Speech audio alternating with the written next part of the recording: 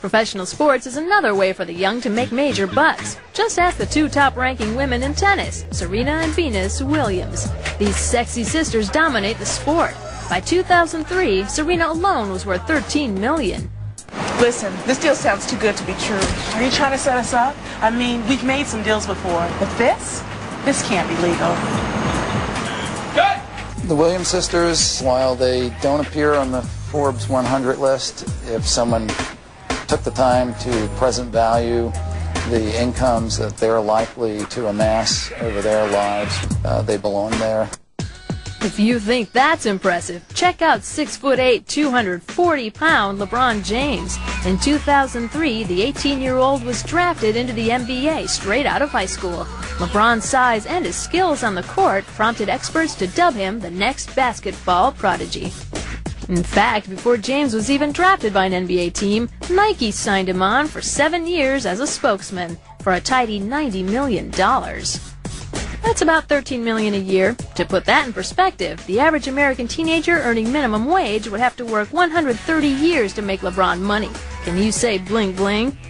An athlete with that much potential, if he's managed properly early in his career, and that athlete understands that they're more than just an athlete today, that they are a brand in and of themselves.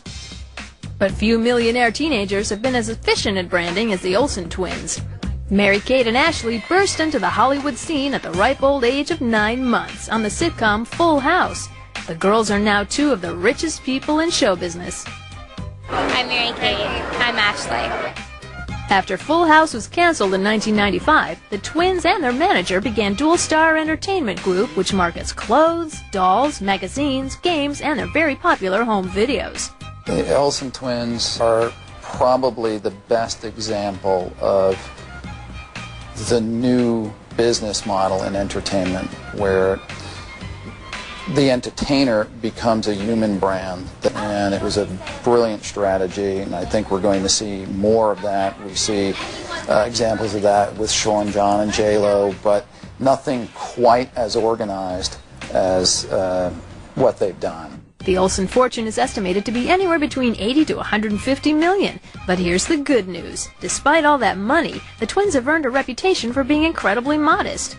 They don't splurge much. A personal hairdresser, private school, and matching Range Rovers top the list of major expenditures. Maybe there's an upside to earning the millions on your own. Children that are born into wealth take the money for granted and their surroundings for granted, whereas kids who suddenly become wealthy, it's very exciting, it's very different, and there's a big difference in their lifestyle. Whether you're born rich or work your way to wealth, there has to be time to play. In a moment, elite hipster Fabian returns with a whirlwind tour, an insider's guide to an East Coast getaway for the young and privileged. We're just waiting for an escort to go in.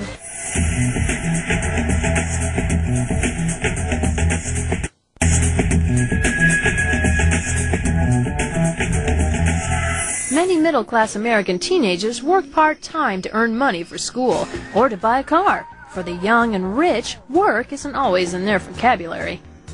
The advantages of being wealthy as a young person is that you don't have to worry about money, and that's something most of us do have to worry about. You don't have to worry about where you're going to get your next meal, you don't have to worry about where you're going to sleep, you don't have to worry about who's going to pay for your education, or whether or not you can have that car you always wanted. You can choose how you spend your time, where you spend your time, who you spend your time with, how you travel. Having money gives you options.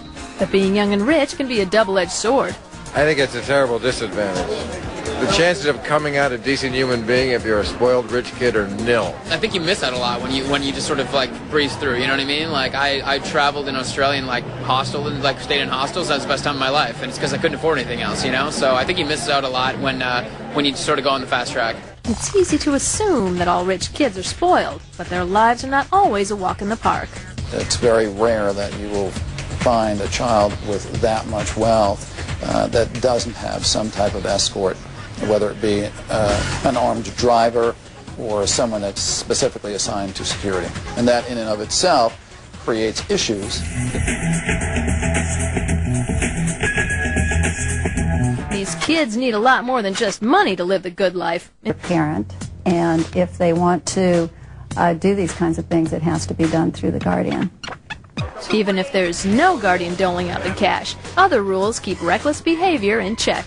Oftentimes what families try to do is they set up trust funds for their kids, and they might have strings attached in the trust funds that say if they graduate from college, they'll get some lump sum distribution from their trust fund. That puts them in limbo where they're kind of waiting to get money in terms of till they become of age or to see what happens. They really don't get their own life started.